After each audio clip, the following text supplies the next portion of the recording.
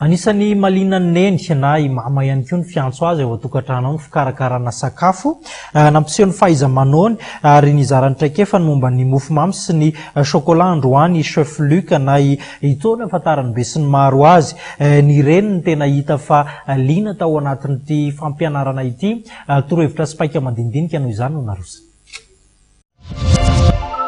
Fampisehoana ny fahaiza-manao momba ny chocolat sy ny mofomamy miavaka ho an'ny fetin'ireny no naseho androany tetsy amin'ny Akordig niarahana tamin'ny chef Luc sy chef Ito izay manampahaizana manokana momba ny patisserie ary fantatra eo amin'ny sehatra iraisam-pirenena.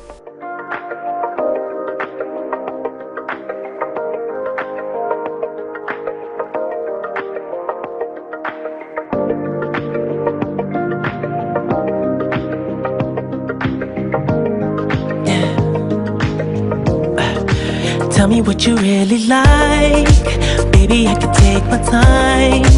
We don't ever have to fight, just take it step by step. I can see it in your eyes, cause they never tell me lies.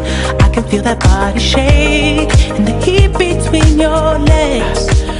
Mbola hitondra apitso ny fizarana fahaiza-manao ary iarahana amin'ny chef Joary indray izany. Fanentanana samihafa ihany koa no hita eny amin'ny Akordig ao anatin'ny fankalazana ny fetin'ireny izay.